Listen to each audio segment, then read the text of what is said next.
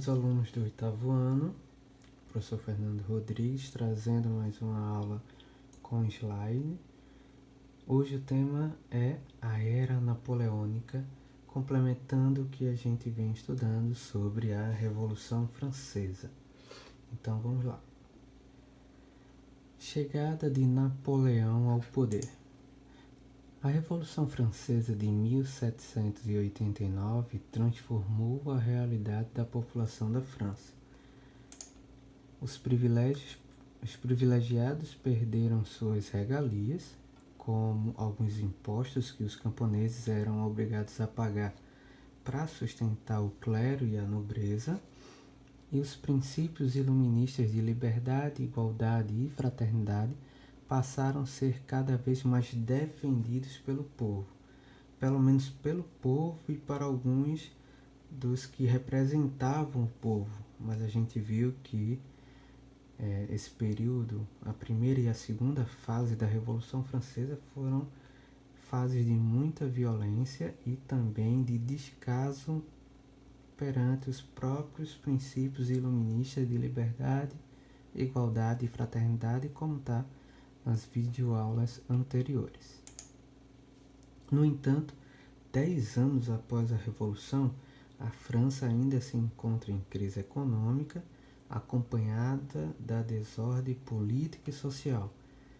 Porém, nessa última fase da Revolução, quem está no poder é o diretório, composto por 5 deputados ligados ao grupo dos girondinos, que está totalmente ansioso por acabar com essa desordem e submeter todos os grupos de oposição aos girondinos e também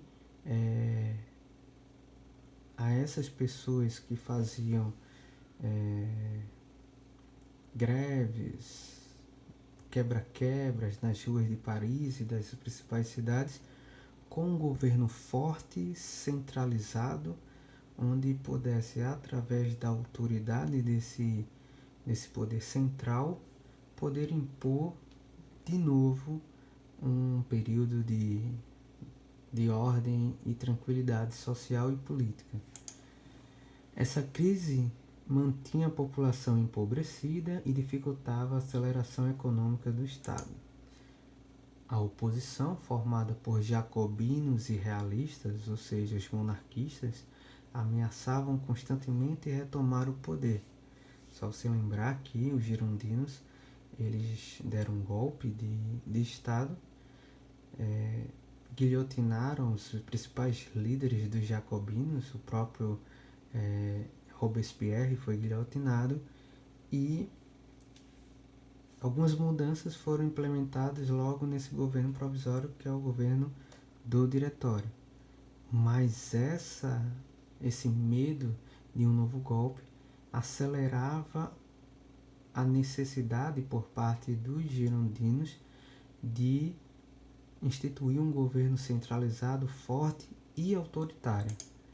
Nesse cenário de crises, um jovem general começou a ganhar notoriedade, chamado Napoleão Bonaparte, que estava em sua campanha militar no norte da África e ganhando todas as batalhas que ele estava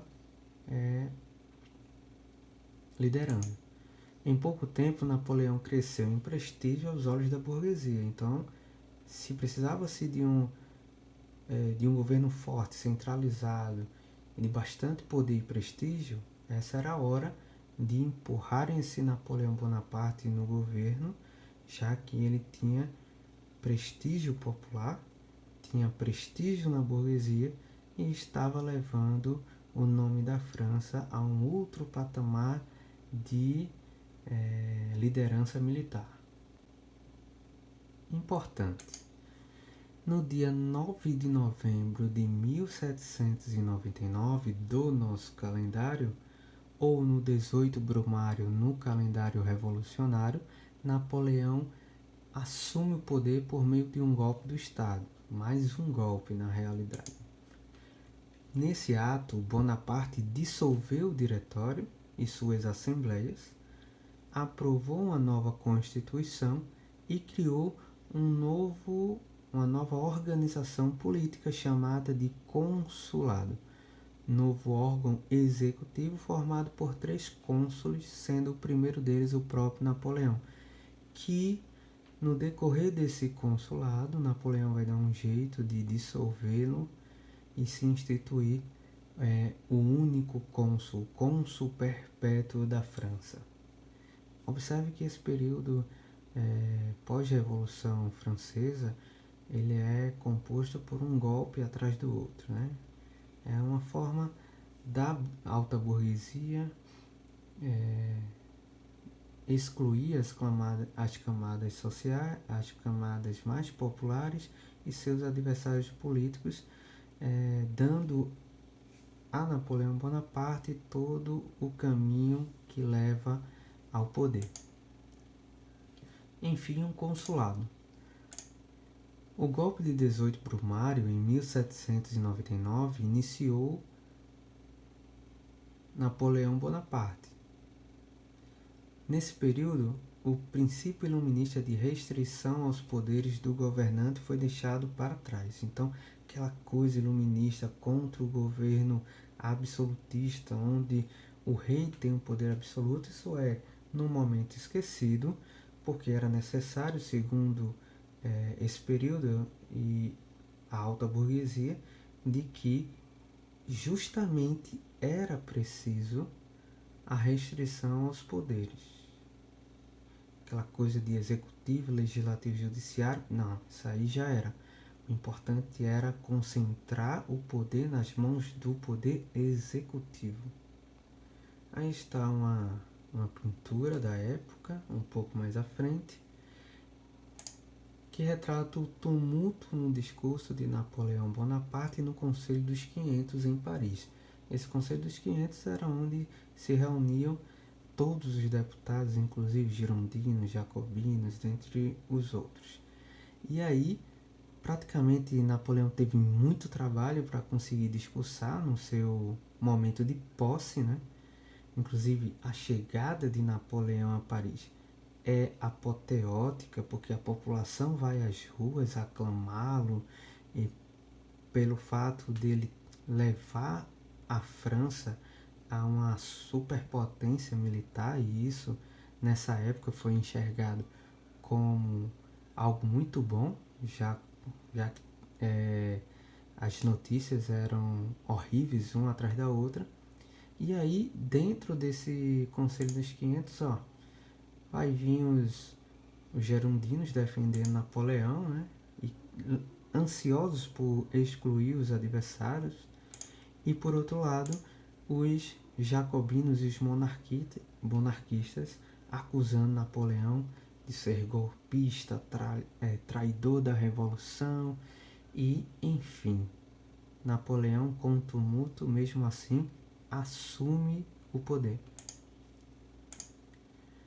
Napoleão passou a governar a França de maneira despótica, suprimiu liberdades individuais e políticas e submeteu a imprensa a rígido controle e censura. Ora, com as primeiras ações de Napoleão, os ideais da Revolução Francesa foi para o espaço. Essa ideia de liberdade já era. Em menos de 5 anos, concentrou poderes, tornou-se cônsul vitalício e se autoproclamou imperador. E esse fato é muito interessante, sabe por quê? Porque era comum os reis da Europa, com todo aquele simbolismo católico, ser coroado pelo Papa, ou então por um representante do Papa, onde a autoridade católica vai colocar a coroa na cabeça do então imperador, o rei, simbolizando que o próprio Deus estava reafirmando o poder daquela pessoa. E aí conta-se a história que ele pegou a coroa da autoridade religiosa e ele mesmo colocou a coroa em sua cabeça, um ato simbólico aí de se declarar superior, inclusive acima da religião. Inclusive tem imagens que você pode pesquisar na internet, onde foi representado esse ato de autoproclamar-se imperador. Essa concentração de poderes aliada ao apoio popular foi um impulso para uma política de recuperação da França. E óbvio, essa recuperação da França vai se dar por algumas ações políticas de Napoleão. Uma de suas principais medidas voltada à retomada econômica foi o incentivo à burguesia para investir em território nacional. Óbvio, a burguesia colocou Napoleão no poder. E agora Napoleão está devolvendo o favor. Daí você percebe que o toma lá da cá na política ela é bastante antiga. Primeiros atos políticos de Napoleão. Na reforma econômica, ele vai criar o Banco da França, responsável pela emissão da moeda e pelo financiamento da agricultura e da indústria. Então pensa comigo, a França atravessava anos e anos com grave crise de produção e abastecimento de alimento. Então Napoleão vai fazer o quê? Vai emitir moeda e vai emprestar dinheiro aos latifundiários, aos donos de terra, para recuperar a produção e isso ser pago de volta ao Banco da França em prestações anuais, claro, correndo aqueles juros de banco, que é uma transação bem antiga. E também fez o mesmo com donos das indústrias, onde elas foram destruídas e ocupadas nos quebra-quebra, nas greves das grandes cidades, como a gente falou nas aulas anteriores. Também essa mesma perspectiva de pagar ao Banco da França esses empréstimos em parcelas acrescidas de juros. Então, olha, o Banco da França lucrava, os agricultores retomavam a produção, a indústria retomava a produção e aí alguns dos principais problemas da França iam se resolvendo.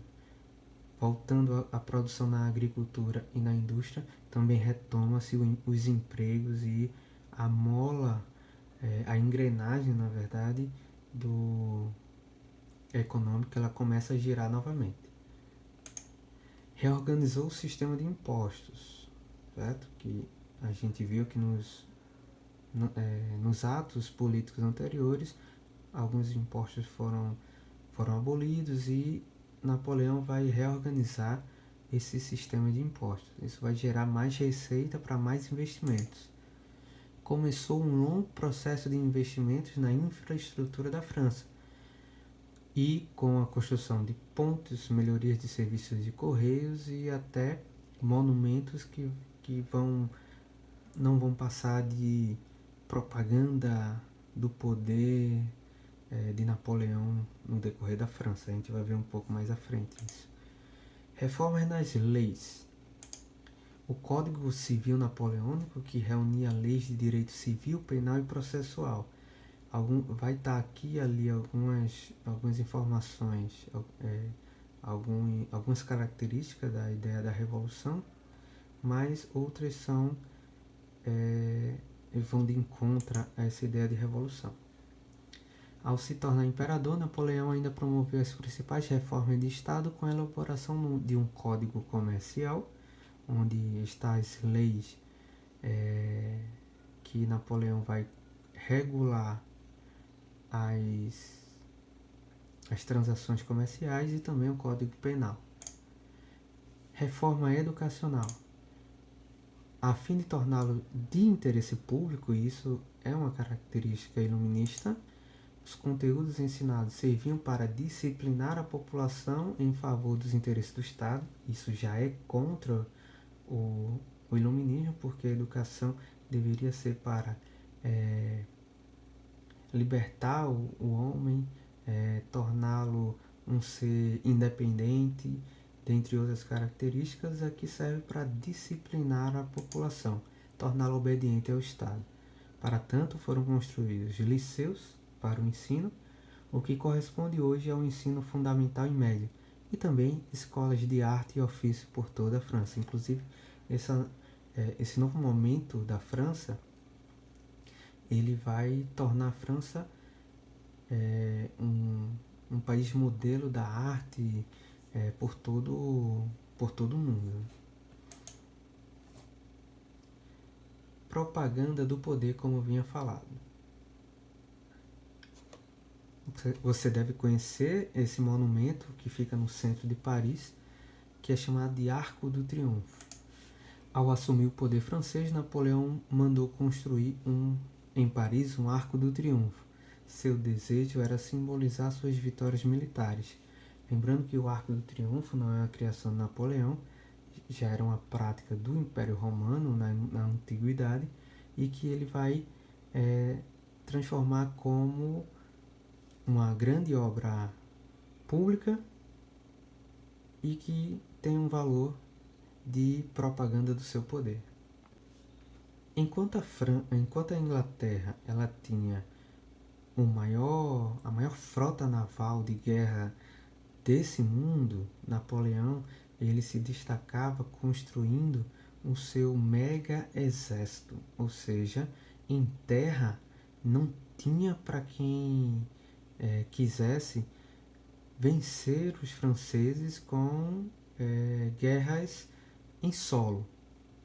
Então, aqui você tem duas grandes potências militares, uma marinha, que era a Inglaterra, e outro em terra, o exército, que era a França. Esse poder militar fez com que a França dominasse vários povos, se não pela invasão, outros pela aliança para evitar a tal invasão. Então vamos lá, você está vendo aí no mapa em amarelo os estados aliados da França, ou seja, os estados em que a França não invadiu, porém os reinos se tornaram reinos vassalos a Napoleão, justamente para evitar que esses fossem anexados ao Império Francês. A ofensiva contra a Inglaterra, já que não dava para ser com a marinha francesa, então vamos a outra estratégia de Napoleão. Por terra, o exército de Napoleão vencia inimigos bem mais numerosos e armados. Assim, em menos de 2 anos, a Áustria, a Prússia e a Rússia, que haviam se aliado à Inglaterra, caíram sob o domínio napoleônico. Em 1806, convencido de que era necessário barrar o poderio inglês para que a França tivesse sucesso em expandir seus domínios por toda a Europa, Napoleão decretou o bloqueio continental. Na verdade, Napoleão não conseguia vencer militarmente a Inglaterra. Então, tentou vencer de forma comercial, ou seja, todos os países ocupados, todos os reinos vassalos da França foram proibidos de comprar e vender produtos à Inglaterra. A intenção era clara, era falir a Inglaterra. Certo? Então foi a forma em que Napoleão chegou a contra-atacar a Inglaterra, que foi pelo bolso. De acordo com esse bloqueio, nenhum estado da Europa continental poderia manter relações econômicas com a Inglaterra sobre a ameaça de que, caso descumprisse tal medida, teria seus territórios ocupados pela França.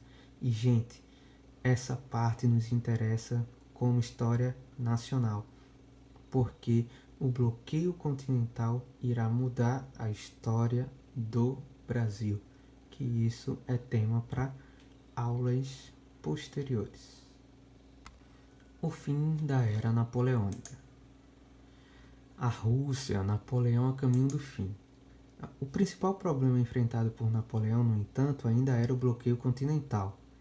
Quase nenhum estado europeu respeitava suas ordens, isso porque a Inglaterra continuava mantendo seus acordos comerciais com os países ocupados ou vassalos por meio por debaixo dos panos, aquela coisa da ilegalidade. Um dos motivos dessa resistência era o fato dessas nações serem, de alguma maneira, altamente dependentes da economia inglesa, principalmente pelo grande volume de empréstimos que a Inglaterra fazia aos países. Em 1811, a Rússia rompeu o bloqueio continental e, como consequência, Napoleão decidiu invadir seu território, acreditando que não haveria resistência considerável por parte dos russos. Pena que essa tomada de decisão vai ser o começo do fim do governo de Napoleão. Entretanto, para combater o exército francês, que avançava território adentro, os russos utilizaram uma tática bélica conhecida como terra arrasada, que consiste em recuar, destruindo a agricultura e os pastos. Olha, recuar já passa a ideia para o inimigo que está avançando que o seu inimigo está com medo. Então, se ele está recuando, vamos avançar e terminar logo com essa guerra. Mas a ideia era justamente isso: trazer o inimigo para sua terra, dificultar o reabastecimento, já que as plantações eram queimadas pelos russos para não deixar nada para os franceses, e inclusive eles envenenavam lagos, lagoas, justamente para levar o exército francês a problemas sérios de abastecimento. Retirada de Moscou. Olhem só como Napoleão e o seu exército foi retratado nessa imagem. Destruído, num imenso frio russo. Foi desastroso essa guerra contra a Rússia. Ao chegarem próximo a Moscou, capital da Rússia, um inverno rigoroso castigou os franceses. Sem água, comida ou pasto para os animais, o exército de Napoleão foi arrasado. Olha só esse número. Dos cerca de 600 mil soldados que foram à guerra, mais de 500 mil sucumbiram. Napoleão teve que voltar para Paris apenas com 100 mil soldados dos 600 mil que ele foi para a guerra. O resultado da estratégia mal elaborada da guerra contra a Rússia marcou permanentemente o fim do prestígio de Napoleão com a população francesa. Então, se era justamente as vitórias militares que faziam com que a população praticamente idolatrasse Napoleão, essa vergonha, esse vexame militar com a Rússia fez com que ele perdesse justamente o prestígio. Muitos historiadores afirmam que foi nesse momento que Napoleão começou a caminhar para o seu fim. Mas Napoleão é persistente, ele não desiste fácil. Governo dos 100 dias. Napoleão chegou à França derrotado, sem apoio político ou popular, abdicou de seu cargo e foi exilado na ilha de Elba, no mar Mediterrâneo. O governo francês ficou a cargo, olha só de quem? Luís XVIII, irmão do rei Luís XVI, aquele lá que foi guilhotinado e etc. A maior parte da população não concordou com a posse de Luís XVIII, por ser uma imposição dos governantes europeus que exigiam o retorno do absolutismo francês. Então a população nem queria Napoleão e nem queria o Luís XVIII, certo? Então a população, achando que as coisas iriam melhorar com a saída de Napoleão, a Inglaterra, junto com os países absolutistas, impuseram de goela abaixo o Luís XVIII. No ano de 1815, ciente da insatisfação popular com o governo de Luís XVIII, Napoleão fugiu da ilha de Elba e se dirigiu a Paris. Se vocês quiserem conhecer as peripécias de Napoleão e a fuga de uma ilha, gente, a prisão era numa ilha. Como que Napoleão conseguiu fugir? Isso aí é um tema interessante para vocês pesquisarem por fora. As tropas enviadas por Luís XVIII para combater Napoleão se juntaram a ele. Ovacionado pela população e com suporte do exército real, Bonaparte permaneceu na capital francesa. Olha só, a mesma população que passou a odiar depois da derrota contra a Rússia, agora recebe em Paris praticamente como um herói. Pouco mais de 3 meses depois ao retorno de Napoleão ao governo francês, por isso o governo dos 100 dias, Rússia, Áustria, Prússia e Inglaterra, uniram-se em uma nova coligação militar. Em junho de 1815, Napoleão foi derrotado novamente, porém agora na cidade de Waterloo, na Bélgica. Esse episódio ficou conhecido como a Batalha de Waterloo. Preso por seus inimigos, liderados pela Inglaterra, Napoleão foi enviado para a ilha de Santa Helena, no meio do Oceano Atlântico. Dessa vez ele não teve como fugir, apesar de haverem conspirações para resgatar Napoleão dessa prisão. Inclusive, olha, trazendo para Pernambuco na época da Revolução Pernambucana. Então ele permaneceu lá até a sua morte em 1821. Ao final da Batalha de Waterloo, as potências europeias vencedoras, Áustria, Prússia, Inglaterra e Rússia, reuniram-se em Leipzig, hoje Alemanha, no Congresso de Viena. O objetivo do Congresso era garantir que a Europa retomasse as configurações políticas, no caso voltasse ao absolutismo, econômicas e sociais anteriores a 1789, ou seja, o absolutismo. Nesse congresso ficou determinado ainda que os franceses perderiam os territórios conquistados e Luís XVIII seria reconduzido ao poder. Dessa forma, a França retoma aos períodos do absolutismo monárquico, totalmente contrário às ideias iluministas da própria Revolução Francesa, que sacudiu as estruturas políticos-sociais da França no final do século XVIII. Não pare agora, por favor, reveja essa aula e depois realize as atividades. Bons estudos e até a próxima aula.